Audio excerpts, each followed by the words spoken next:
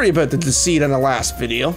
So here's the real Torchlight 2 review for you. I've been thinking, Omar is a great guy and I invited him back on this review. He started his own Arabic review channel, which you can check out in a link below. Are you there, Omar? Yeah, I'm still here. Haven't been shot or anything. You do these reviews so damn late, man. It's 11 p.m. Saturday night. How about there? It's 4 a.m. in here. Is it Sunday there? Well, in my planet, there is 8 days a week. But yeah, it is Sunday in here. Anyways, thank you DTR for including me in this review. No problem, Egyptian dude. Ready to fire this fucker up? Sure thing. And here we go. As usual, I'm holding my controller. What are we playing today? Torchlight 2. Okay, let me run the game then. Do-de-do-de-do. Hang on a second. This game doesn't support controllers. Ugh. I think I'm gonna have to play with keyboard and mouse. This is a point and click, well, sorta type game. It would be really hard to play this with a controller. Besides, it's nice to have a game you can relax to and use one hand. So be chillin' killin'. Alrighty then. Let's have a look at the graphic options. What do you think of this, Omar? I don't know, but if monkeys can design games, they think this graphic option sucks too. I concur, this is abysmal. Well, let's fire this bitch up and see what she's got under the hood.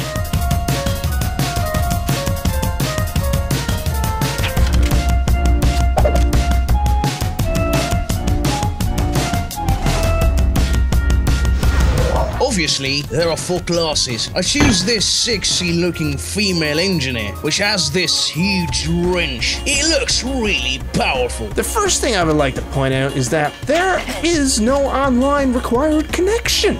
This means no lag from a shitty internet connection, and oh, the other thing, it has LAN! Hallelujah, hallelujah, hallelujah, hallelujah, hallelujah. Hang on, this game supports LAN? That is just brilliant! You have no idea how much internet connection cuts off in Egypt. And if you can run a game on LAN, you can play it with family or neighbors while the connection is off. This feature is just excellent. If we had more games with LAN, then this world would be a better place.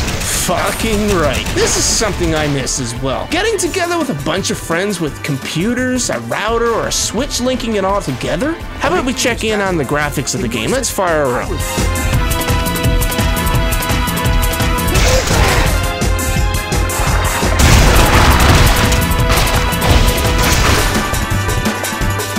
The graphics is not realistic, but it looks and feels amazing. I'd like to also point out that the game don't look like Diablo 3. It's more colorful / cartoony. Also, it runs on lower end spec machines. This game is more like the original Diablo and Diablo 2 than Diablo 3 is. And we should all know why. The original creators of Diablo are the ones that made this game. This reminds me of another series that have went to the dogs over the past few years. The Final Fantasy series. The same thing has happened with the game named Lost Odyssey on the Xbox 360. That game was made by some of the original creators of Final Fantasy. The outcome was the best RPG this generation, and if you haven't played the game and are Final Fantasy fans, go out and buy an Xbox and this game because it is a game you cannot miss. I ain't no paying for a console, don't get me wrong, but here in planet Egypt, money don't grow on trees. That if we have trees. Actually, Egypt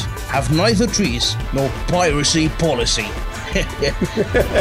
This game is a point-and-click game, but one of the things I noticed in the game, and something that stands out, is the pet system. It's amazing! In Diablo, I'd fill up my inventory slots so much and have to teleport back to town to unload. With the pet system, you just offload to your pet, tell your pet to sell it. You can even have it buy general supplies for you. Once you are ready, send the pet and wait a predetermined amount of time for it to return. It's great! Another use of bits is that they help in battle, like the allies did in Diablo 3. Let's move on to the story. Story? Well, if you're that kind of guy who plays a game for his story, you're not gonna find that in Torchlight 2. This game is more of a, I just wanna play a game without thinking too much. If you just want to hit things with other things that has deadly things on its end, this game is for you. I agree. The game is quest-based. You really don't take the time to read what the quest is. You're more interested in the rewards of it and where the accept button is. The game does games try to give us a story, but I've really no idea what it's about. It don't do much to draw you in. Now I want to move on to the sound. The game has excellent music. It's actually epic. I'm going to play a sample for you here. Listen.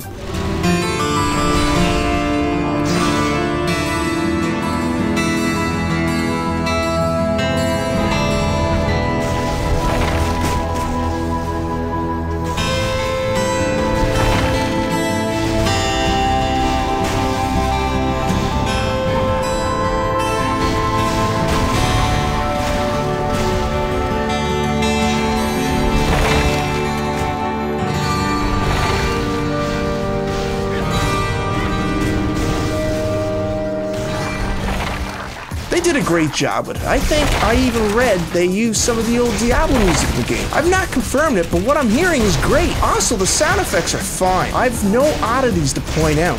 There are some voiceovers in the game, but they are far and few. Sound is really basic. You turn on the speakers and sound comes out.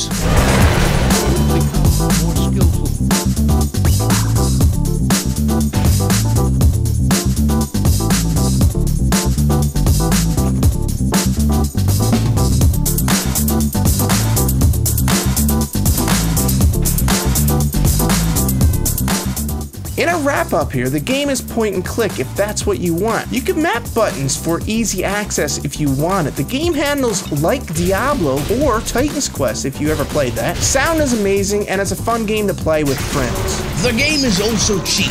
Its price in Canada now is $19.99 on Steam. It's a game worth buying. And if you haven't played or bought Diablo 3 yet, don't. Get this one instead. It's a hell of a lot better in all kinds of ways. The game is also very moddable if that's something you're into. They're releasing all kinds of tools for people to get into modding it. This is the way Diablo 3 should have been. It's everything and more. I would give this game an 8.5 out of 10. It's important to mention I gave Diablo 3 just an 8. I gave Diablo 3 a 7.9, and I still stand by that. I think that concludes this review. Stay tuned, folks. Miss Ashley is working on a review of a game she is currently playing. I'm not going to say what it is, but expect it soon. Want to take us out, Omar? Thanks for watching, folks. This is Omar, and communicate laters, fuckers. Arr!